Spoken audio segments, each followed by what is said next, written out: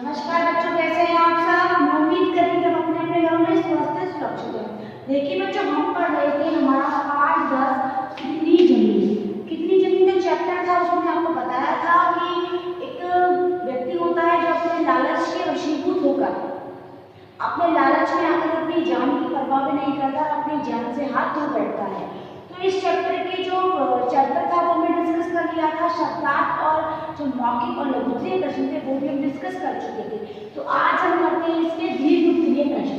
तो देखिए पहला प्रश्न क्या है बच्चों, किसानी जिंदगी फूली और चिकनी नहीं दिखती। किसानी जिंदगी फूली और चिकनी नहीं दिखती तो क्या उम्र लंबी होती है? इसका आपको तात्पर्य स्पष्ट करना है। तात्पर्य मतलब ये स्टेटमेंट जो दिया गया है इसको आपको क्लियर करना है। देखिए ये स्टेटमेंट किसने दिया था? ये दिया था दीना की पत्नी ने।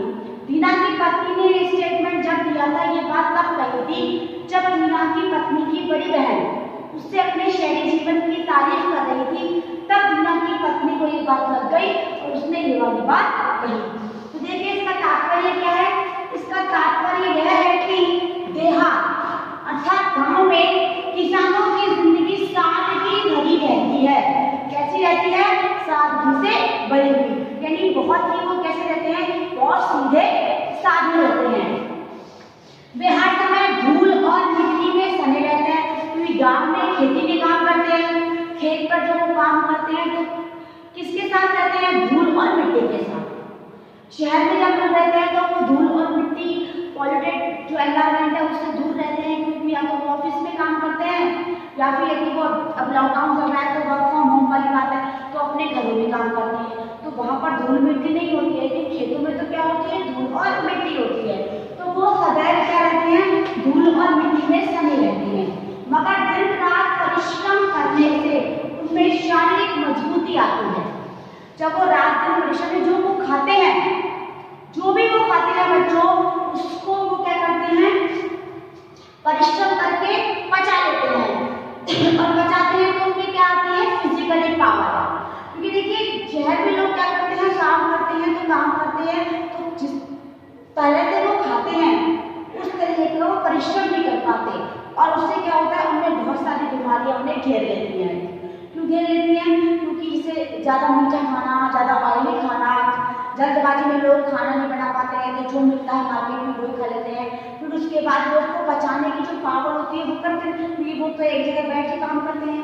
क्योंकि गांव में लोग तो परिश्रम करते हैं तो वो जो भी खाते हैं उस परिश्रम के द्वारा वो उसे पचा लेते हैं तो उनमें क्या होती है? शारीरिक मजबूती और उनकी पाचन शक्ति भी कैसी रहती है? एकदम बढ़िया रहती है। शहर में लोग क्या करते हैं? जब खाना खाते हैं तो उसे प्रॉपर पचाते नहीं है और फिर बीमारियों के शिकार होते हैं, मोटापे के शिकार होते हैं। उस मोटापे को दूर करने के लिए वो जिम जाते हैं। क्या मिलता है कभी किसी शहर वाले को जिम में जाते हुए और किसी गांव वाले को जिम में जाते हुए? किसको देखा है आपने? शहर वाले लोग जाते हैं जिम, गांव वाले लोग जिम नहीं जाते हैं। क्यों नहीं जाते? क्योंकि वो इतनी ज्यादा परिश्रम करते हैं जिनसे उनमें क्या आती है? शारीरिक मजबूती और उनकी पाचन शक्ति भी कैसी रहती है? एकदम फिट, जिससे क्या होता है? उनका स्वास्थ्य हमेशा अच्छा रहता है और उन्हें कोई बीमारी भी नहीं होती और उनकी उम्र भी लंबी होती है। इस स्टेटमेंट का मीनिंग यही है कि जो गांव में लोग रहते हैं वो धूल मिट्टी में सने नहीं, लेकिन वो इतना अधिक परिश्रम करते हैं कि उनकी शारीरिक स्थिति बहुत अच्छी होती है। उनकी शारीरिक फिजिकल पावर है, स्ट्रेंथ है, वो काफी अच्छी होती है। वो एकदम फिट रहते हैं और उनका स्वास्थ्य जो होता है एकदम बढ़िया होता है, एकदम अच्छा होता है, जिसकी वजह से उन्हें कोई बीमारी नहीं होती। तो ये स्टेटमेंट को हमने क्लियर किया। ये स्टेटमेंट दीना की पत्नी ने कहा था अपनी बड़ी बहन से और इसका मीनिंग ये है। अब देखिए नेक्स्ट क्वेश्चन, दीना दरिया किनारे बसने की क्यों सोचने लगा? देखिए दीना जब देखा कि जो उसकी पत्नी की बड़ी बहन थी वो अपने शहरी जीवन की बहुत ज्यादा तारीफ कर रही थी, अपनी जो आपकी जो फाइनेंशियल कंडीशन है, आर्थिक स्थिति है, उसकी बड़ी तारीफ कर रही थी। तो दीना की पत्नी को ये बात लग गई। तो दीना की पत्नी ने ये वाली बात कही अपनी बहन को समझाने के लिए, लेकिन दीना को ये बात कुछ ज्यादा लग गई। उसे लगा कि हाँ अब शायद मुझे अपनी आर्थिक स्थिति में परिवर्तन करना चाहिए, अपनी आर्थिक स्थिति में थोड़ा बहुत सुधार करना चाहिए। और जब दीना को किसी सौदागर ने ये बताया कि दरिया किनारे कोलों की बस्ती है, उनके पास बहुत ही बढ़िया जमीन है, तो दीना को लगा कि ये अच्छा मौका है अपनी आर्थिक स्थिति को सुधारने का। मुझे क्या करना चाहिए, मुझे दरिया किनारे कोलों की बस्ती में जाकर उनसे जमीन लेनी चाहिए और फिर वहां पर बसकर उस जमीन पर खेती करूंगा। उपजाऊ जमीन पर तो मेरी स्थिति में क्या हो जाएगा, सुधार हो जाएगा। इसलिए दीना ने एक बात को देखिए, दीना दरिया किनारे बसने को सोचने लगा। दीना की पत्नी की बड़ी बहन ने अपनी छोटी बहन की आर्थिक स्थिति पर ताना मारा था। इस पर मारा था, आर्थिक स्थिति पर ताना मारा था। बड़ी बहन ने छोटी बहन की आर्थिक स्थिति पर ताना मारा था। तब दीना को महसूस हुआ कि उसे भी अपनी आर्थिक स्थिति में सुधार करना चाहिए। यानी उसे ऐसा लगा कि अब समय आ गया है कि मुझे अपनी जो फाइनेंशियल कंडीशन है उसमें थोड़ा सुधार चाहिए। देखिए, हम नॉर्मली जिंदगी जीते रहते हैं, किसी से कोई फर्क नहीं पड़ता, लेकिन जब कोई और आकर हमें कुछ बताता है तो हमें बात लड़ाई लगती है। हम अपने आप में बिल्कुल सही है, हमें सब कुछ अपना सही लग रहा है, लेकिन जब किसी और ने हमको एक बात बताई कि ये चीज़ गलत है, ये चीज़ सही है, तब हमें ऐसा होता है कि हाँ शायद। तो दीना को इससे पहले ऐसा नहीं हुआ था इस चीज़ का, लेकिन जब दीना की पत्नी की बड़ी बहन ने अपने बारे में, अपने रहन सहन के बारे में उसकी पत्नी को बताया, तो दीना को महसूस हुआ कि शायद अब मुझे क्या करना चाहिए, अपनी स्थिति में सुधार करना चाहिए। तब दीना ने क्या किया, जब एक सौदागर ने दीना को बताया कि दरिया किनारे कोलों की बस्ती है और उनके पास क्या है, बहुत ही उपजाऊ जमीन है, तब दीना को लगा कि अपनी स्थिति सुधारने का ये बहुत अच्छा मौका है। यानी यदि मुझे अपनी आर्थिक स्थिति सुधारनी है तो इसका मेरे पास बहुत अच्छा मौका है। तो क्यों ना वह भी दरिया किनारे जमीन लेकर वहां पर क्या करे, खेती करे और अपनी जिंदगी को संवारे। इसलिए दीना ने ये सोचा कि मुझे क्या करना चाहिए, कोलों की बस्ती में जाकर वहां से जमीन लेनी चाहिए और फिर उस जमीन पर खेती करके अपनी स्थिति में सुधार करना चाहिए। अब देखिए बच्चों, इसका नेक्स्ट क्वेश्चन देखिए बच्चों, इसका नेक्स्ट क्वेश्चन है, लालच के कारण दीना अपनी जान गंवा बैठा। यानी एक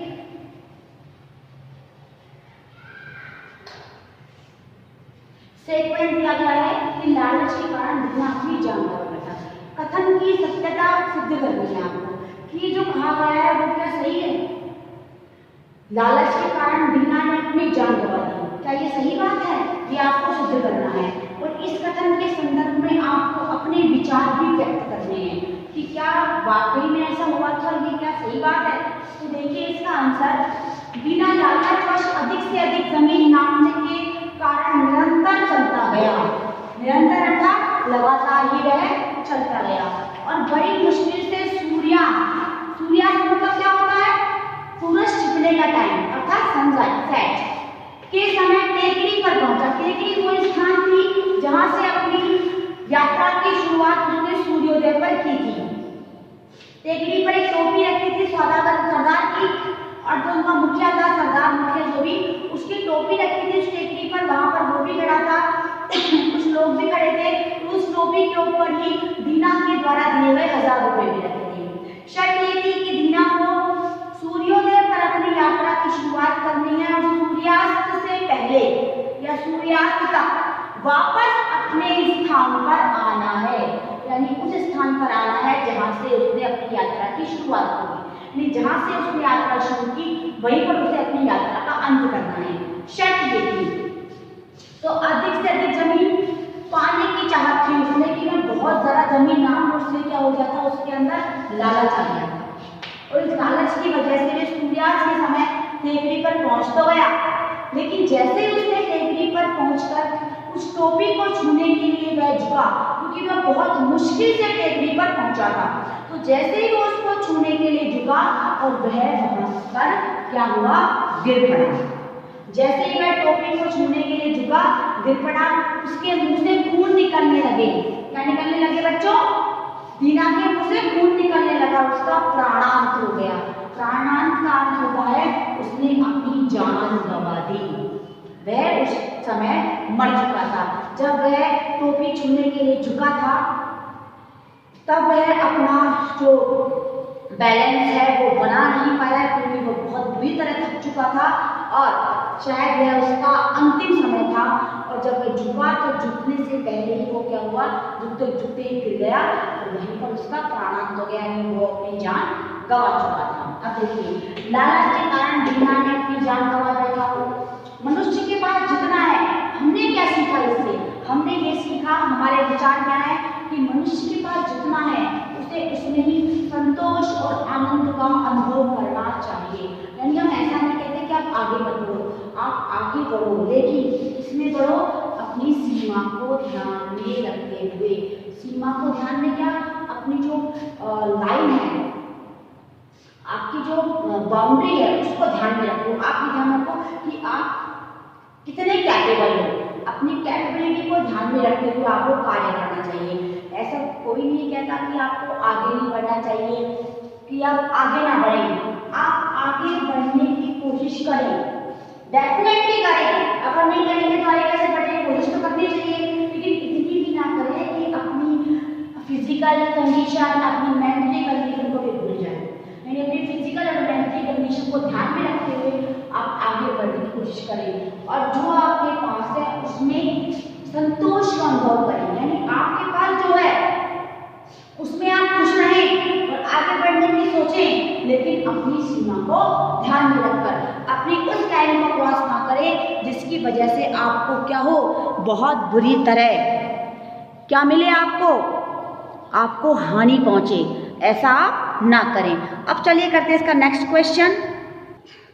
देखिए बच्चों, इसका नेक्स्ट क्वेश्चन है, इस कहानी की सबसे मार्मिक बात क्या है? मार्मिक क्या होता है?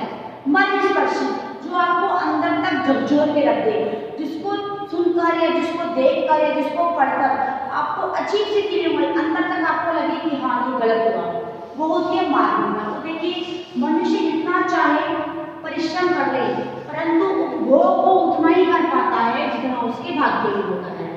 भाग्य अर्थात जितनी उसकी जिंदगी होती है वह उतना ही जी पाता है, उतनी ही टाइम तक वह अपनी चीजों का उपभोग करता है। वह चाहता है मैं ये भी प्राप्त करूँ, मैं वो प्राप्त करूँ, ऐसा पॉसिबल नहीं होता। क्यों? क्योंकि मनुष्य के पास ऐसा कुछ है ही नहीं। मनुष्य के पास ईश्वर का दिया हुआ जो होता है वह उसकी इच्छा करते हुए और अधिक पाने की इच्छा करता है, लेकिन वो उपभोग कितना करता है, जितना उसके भाग्य में होता है।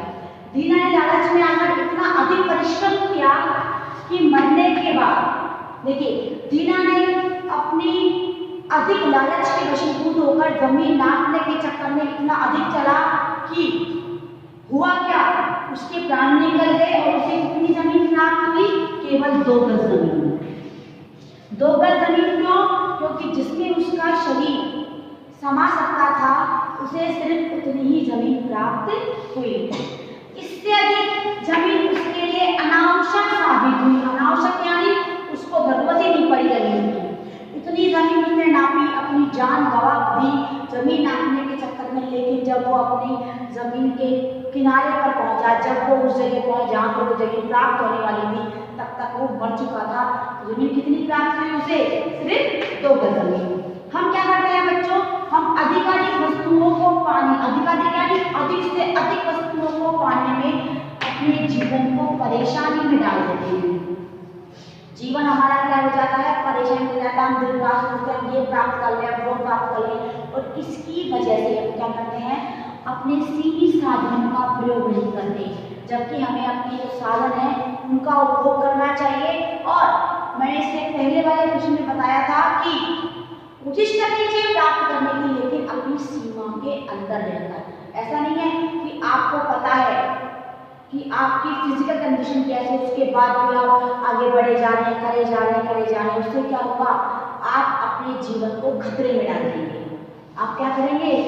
अपने जीवन को भी परेशानी में डाल देंगे। दीना ने किया, लालच में आकर अधिक से जमीन प्राप्त करने की भूख के कारण उसने अधिक चला, और जब वह अपने लास्ट पॉइंट पर पहुंचा तब तक वह मर चुका था। अब देखिए, अगला है हमारा आज के स्पष्ट करना है। आपको 2 कथन दिए गए हैं, 2 स्टेटमेंट दिए हैं, आपको क्लियर करना है। तो पहला स्टेटमेंट है, छाती उसकी लोहार की भागने की तरह चलती है। लोहार की दौड़ में रुकती नहीं है ना, चलती जाती है, उसका दिल क्या करने लगा, हथौड़े की चोट। क्योंकि जब गड़बड़ होती है, हड़बड़ाता आदमी तो दिल रग रग रग रग बहुत लगता है, कोई चोट कर रहा हो, कोई मार रहा हो उससे भी करती ऐसा करने लगा। क्या है इसका मतलब, देखिए अत्यधिक चलने के कारण दुनिया की सांसें फूलने लगी। जब हम बहुत तेज चलते हैं तो हमारी सांसें फूल जाती हैं, हम ऐसी फीलिंग करते हैं। कई बार देखा होगा सीढ़ियाँ चढ़ते हैं या तेज भागते हैं तो भी यही फीलिंग होती है, और उसका दिल भी जोर जोर से धड़कने लगा। लेकिन फिर भी यानी स्थिति यह हो गई थी कि सांसें फूलने लगी थी और दिल बहने लगा था, पर फिर भी दीना नहीं रुका। क्यों नहीं रुका? क्योंकि उसे सूर्यास्त से पहले कहाँ पहुंचना था, अपने नियत स्थान पर। क्यों यदि वो नहीं पहुंचता तो जो उसने इतना मेहनत की है सूर्योदय से लेकर, उसका कोई फायदा नहीं निकलता। अंत में क्या हुआ, उसका कोई फायदा निकला भी नहीं, उसका कोई फायदा निकला भी नहीं हुआ। क्या? दीना को अपने प्राण गंवाने पड़े।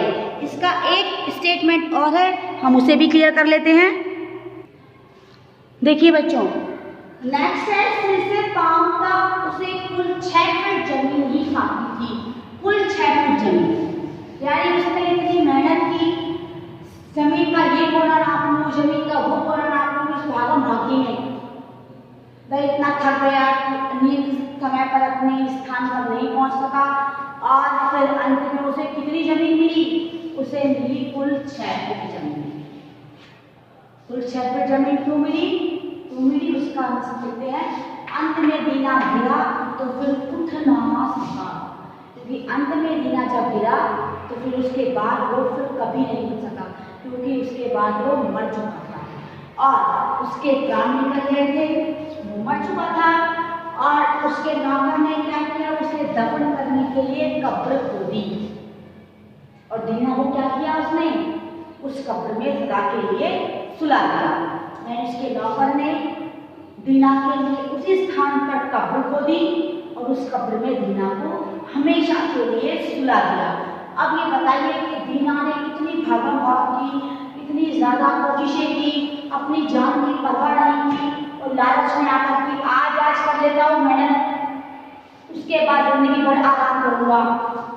तो उसने जिंदगी भर क्या किया? आराम ही किया। क्यों? क्योंकि वो उसके बाद जिंदगी भर के लिए इस संसार से विदा ले चुका था।